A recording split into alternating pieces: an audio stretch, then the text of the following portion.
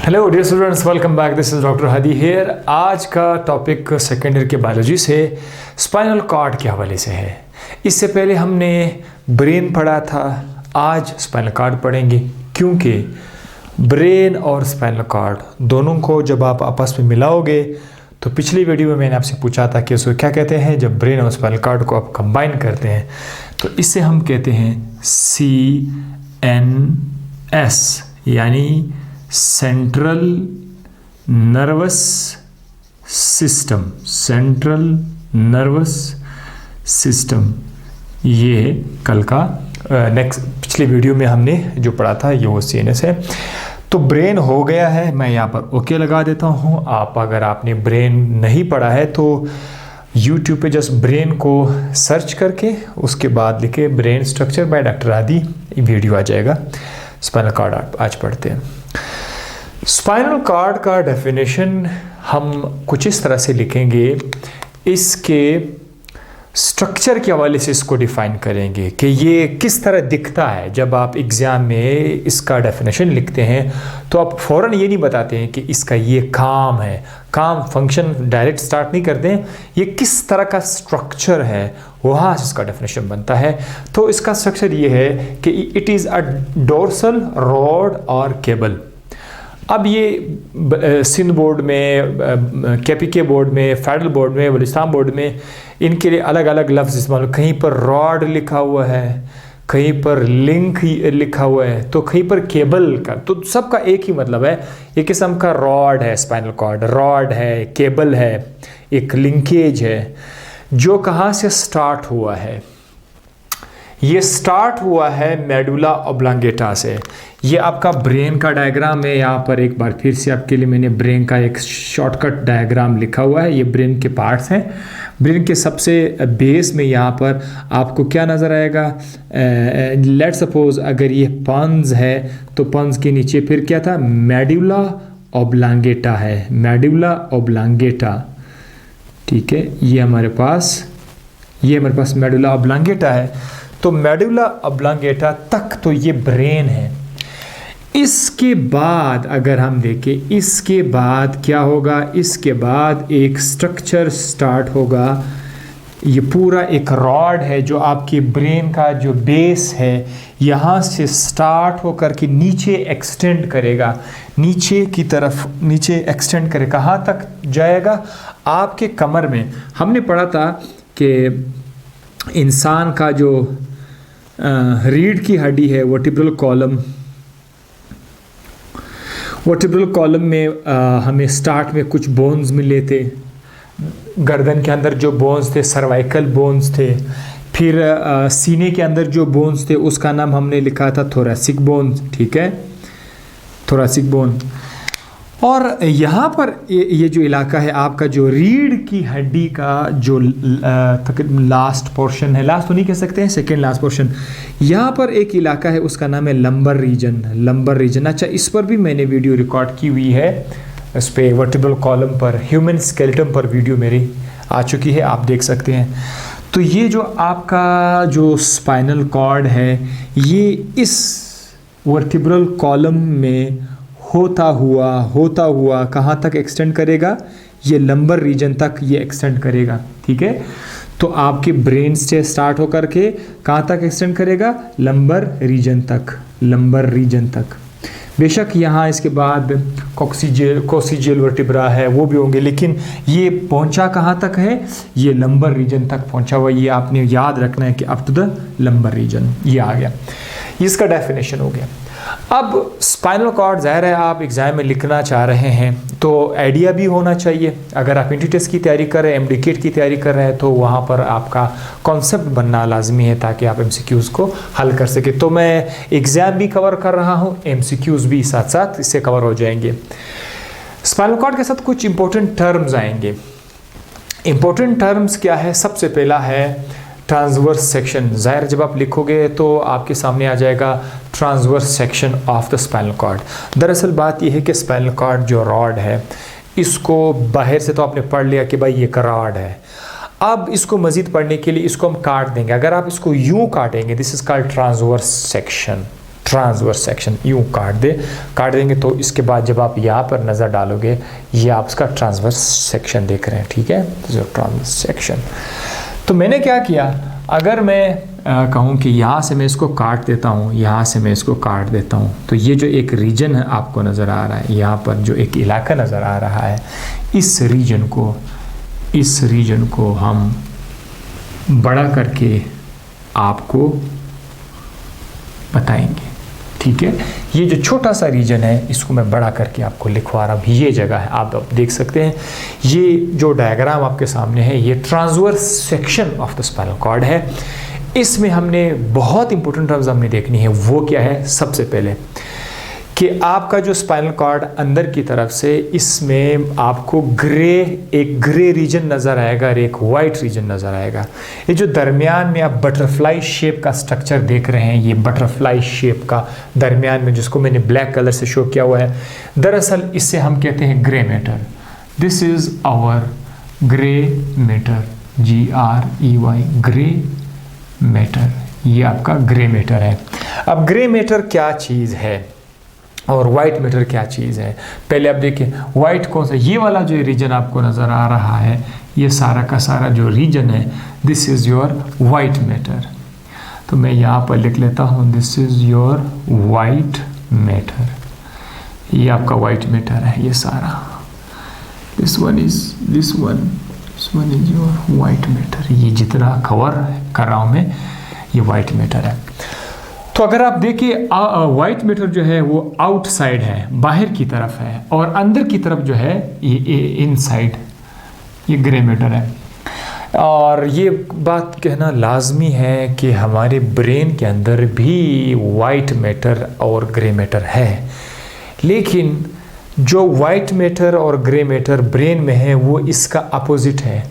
यानी यहाँ पर अगर वाइट मैटर बाहर की तरफ है तो ब्रेन में वाइट मैटर अंदर की तरफ है। वाइट मैटर, आप थोड़ा इंतज़ार करें, बताऊँगा वाइट मैटर क्या है, मैं बताऊँगा। वाइट मैटर यहाँ पर इनसाइड है, वहाँ पर ग्रे मैटर इनसाइड है, तो यहाँ पर ग्रे मैटर आउटसाइड है। तो यहाँ पर ग्रे मैटर आउटसाइड है, सही है। तो ये आपने अपोजिट करके लिखना है। अच्छा जनाब, अब हम आते हैं कि वाइट मैटर क्या है। वाइट मैटर दरअसल नर्व के पार्ट्स को बोलते हैं। आपको पता है कि न्यूरॉन के जो बहुत सारे न्यूरॉन एक साथ हो जाते हैं तो उसको नर्व बोलते हैं। न्यूरॉन या नर्व, बहुत सारे नर्व होंगे, एक को न्यूरॉन बोलते हैं। तो जो न्यूरॉन या नर्व का जो फाइबर्स हैं, माइलिनेटेड पार्ट जो हैं, that is fibres, axon fibres, या फिर आप कह सकते हैं myelinated part, myelinated part. Axon या एक न्यूरॉन के जो माइलिन पार्ट होता है वो हमारे लिए क्या बनाएगा, वाइट मैटर बनाएगा। ये मैंने ग्रे मैटर के सामने लिखा, सॉरी, दिस डेफिनेशन इज, ये वाइट मैटर का है। तो वाइट मैटर क्या है, this is myelinated part of the fibres. अब फाइबर्स क्या है, न्यूरॉन ही को तो कहते हैं, बहुत सारे न्यूरॉन को आप नर्व फाइबर भी कह सकते हैं। और आपको ये भी पता है कि न्यूरॉन में एक्सॉन होते भी हैं, और एक्सॉन के ऊपर, बाज़ एक्सॉन के ऊपर जो है चर्बी की लेयर है जिसको बोलते हैं माइलिन, और बाज़ एक्सॉन में चर्बी की लेयर नहीं होती है, जहाँ पर माइलिन नहीं होता, तो वो है नॉन माइलिनेटेड फाइबर्स। अब आपका जो वाइट मैटर है ये क्या बनाता है, myelinated part of the fibre.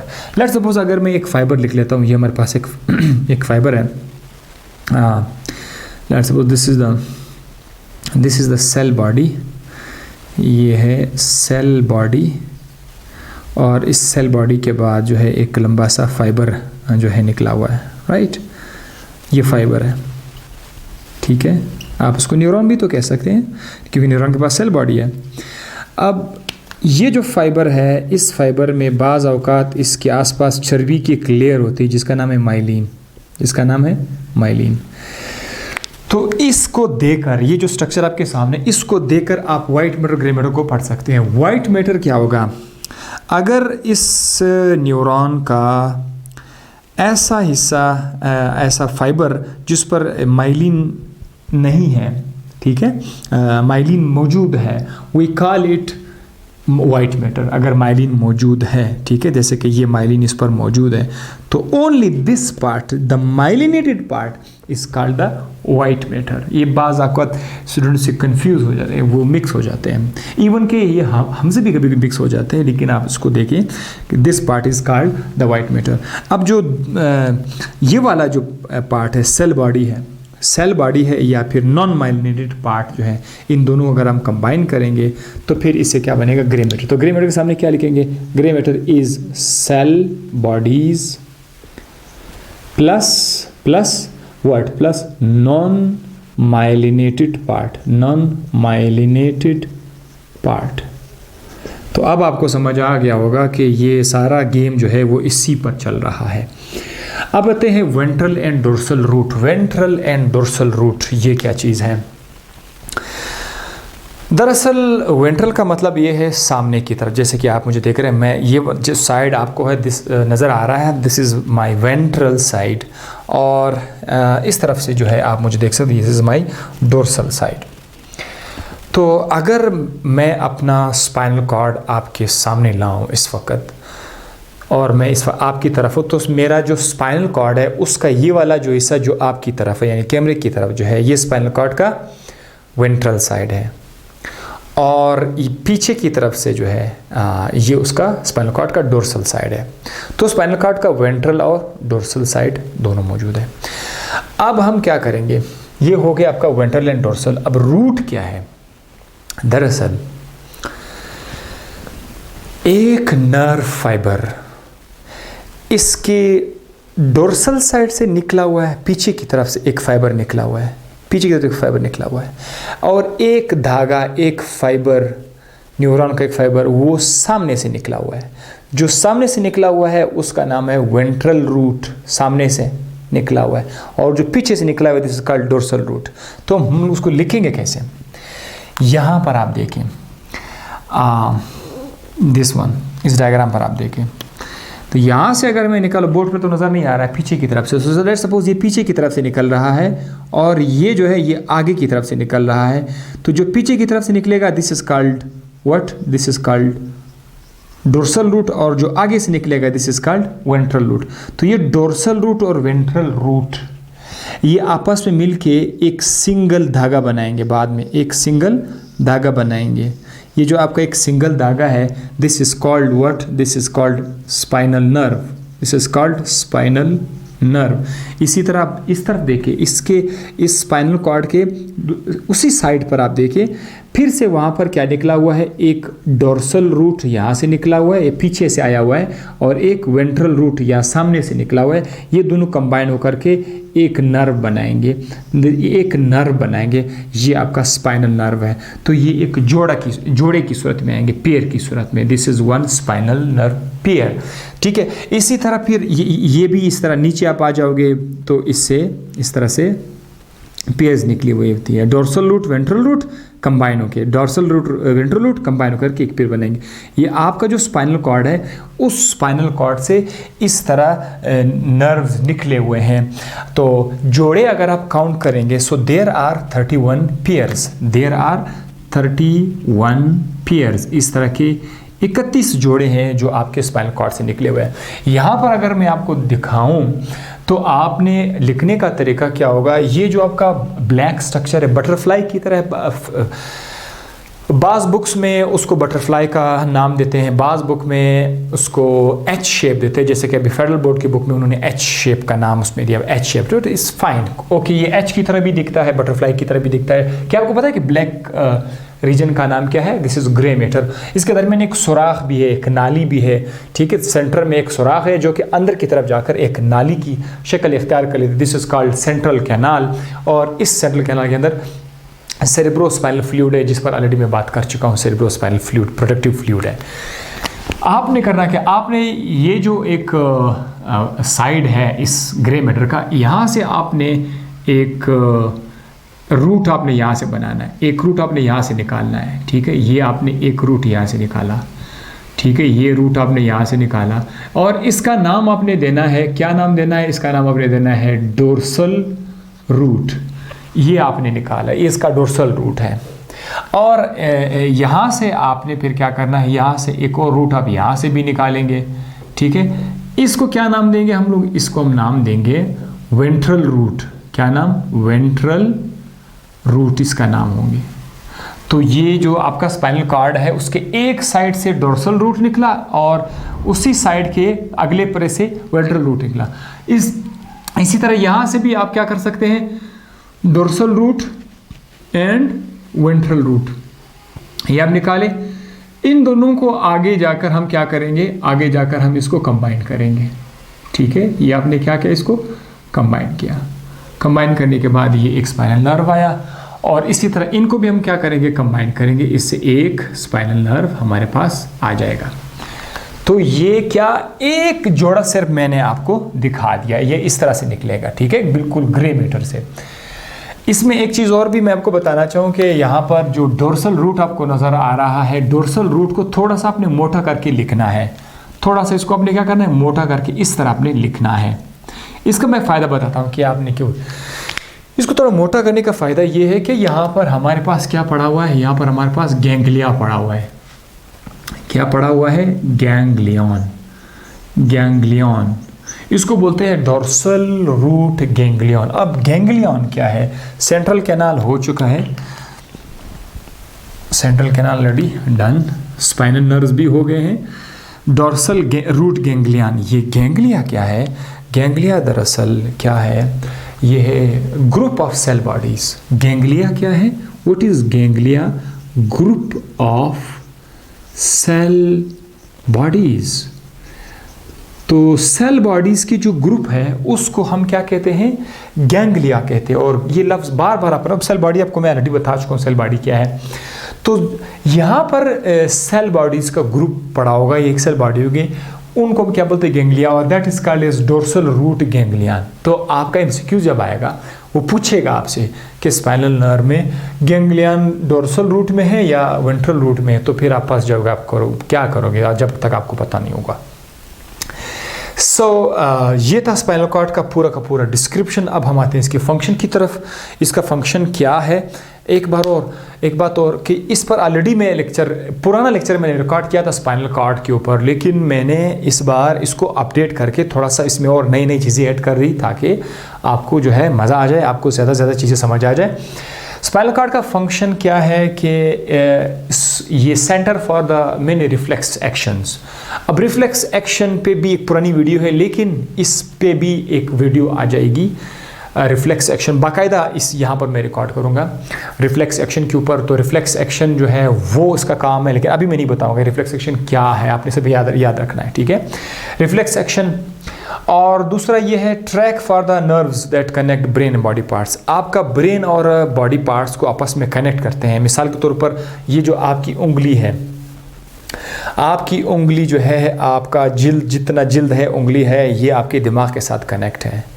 तो दिमाग के साथ कनेक्शन के लिए वायर ज़रूरत है। वो वायर कहाँ से मूव करता है, वो यहाँ से। तो ये एक ट्रैक है बॉडी पार्ट्स से, न्यूरॉन्स जितने भी कनेक्शंस है, वायर्स है, उन वायर्स को बॉडी से आके, बॉडी पार्ट से आकर इस रास्ते से गुजरना पड़ेगा। इन रास्ते से गुजर कर जो है वो कहाँ पर आएंगे, ब्रेन में आएंगे। तो बॉडी पार्ट्स और ब्रेन के दरमियान ये एक रास्ता है स्पाइनल कॉर्ड। ठीक है, ये आपका हो गया। तो स्ट्रक्चर भी हो गया, फंक्शन भी हो गया, डिस्क्रिप्शन भी हो गई। एक बात लास्ट में एक बार फिर से इन अ नटशेल मैं बताता हूँ कि स्पाइनल कॉर्ड एक रॉड है जो कि आपके मेडुला ऑब्लोंगेटा से मूव करके, एक्सटेंड करके लंबर रीजन तक गया हुआ होता है। इसको अगर आप क्रॉस सेक्शनली अगर आप काट दोगे, देखोगे तो अंदर आपको दो इलाके नज़र आएंगे। अंदर वाला इलाका ग्रे मैटर कहलाता है और बाहर वाला इलाका वाइट मैटर कहलाता है। ग्रे मैटर से डोर्सल रूट निकला हुआ है और वेंट्रल रूट एक साइड पे निकला हुआ है। इसी तरह डोर्सल रूट और वेंट्रल रूट दूसरे साइड पर भी निकले हुए हैं। जब ये डोर्सल रूट और वेंट्रल रूट आपस में मिल जाएंगे तो उससे एक नर्व बनेगा, इसको कहते हैं स्पाइनल नर्व। इसके बिल्कुल साइड पर दूसरा भी इसी तरह से नर्व निकलेगा, तो ये एक जोड़ा बनाएगा। इस तरह के 31 पेयर्स आपके स्पाइनल कॉर्ड से निकले हुए हैं। स्पाइनल कॉर्ड का फंक्शन क्या है, रिफ्लेक्स एक्शन है और साथ साथ ये एक ट्रैक है जिसके ऊपर नर्व्स जो है वो बॉडी पार्ट्स को ब्रेन के साथ कनेक्ट करते हैं। आई होप आपको ये वीडियो समझ आ गई होगी। तो नेक्स्ट वीडियो क्या होगी, हमारे आने वाली वीडियो में आपसे हम रिफ्लेक्स एक्शन पे जो है बात करेंगे। हो सकता है इसी दिन ये रिकॉर्ड हो जाए या अगले 2-3 दिनों के अंदर, इसी वीक में ये रिकॉर्ड हो जाएगा। तो अपना बहुत सारा ख्याल रखिएगा। और लास्ट में एक चीज़ और, आपके लाइफ के लिए खुश रहने के बहुत सारे तरीके हैं। उसमें से एक ये भी है कि जब आप हर बंदे का एतराज़ का जवाब देना शुरू करेंगे तो आपकी खुशी गायब हो जाएगी। लोग आप पर एतराज़ात करते रहेंगे। अगर आप कोई अच्छा बंदा है, अगर आप कोई स्पेशल बंदे हैं आप, और एतराज़ात आपके ऊपर आते जाएंगे, उनका जवाब देने के बजाय खामोशी इख्तियार करें। ठीक है, अगर आप ख़ासकर दोस्तों में, रिश्तेदारों में जो है, उनके हर एतराज़ का जवाब मत दिया करें, बल्कि हंसते मुस्कुराते खामोशी से जो है आप उस बात को टाल दिया करें। इससे आपके बड़े मसले और मसाइल हल हो जाएंगे। हमारे यहाँ अक्सर आजकल के जवान जो है वो जैसे ही कोई एतराज़ उसके ऊपर आ जाता है, वो कभी शिकस्त मानने के लिए तैयार नहीं होता कि नहीं मैं ऐसा कैसे, नहीं। तो डिस्कशन में नहीं, ये ख़ुद अपने आप को जो है मलामत करने की कोशिश कर रहा है, ना वो बंदा जो सामने है वो भी मलामत करने की कोशिश नहीं कर रहा। तो एज अ रिज़ल्ट उनके बीच ताल्लुकात ख़राब हो जाते हैं। फिर वो समझता है कि ये बुरे हैं, वो समझता है कि वो बुरे हैं। इन सब का इलाज ये है कि पूरी ज़िंदगी में आप ऐसी जगहों पर खामोशी इख्तियार करें। खामोशी में बहुत बड़ा फ़ायदा है। अपना ख्याल रखिएगा। अल्लाह हाफ़िज़।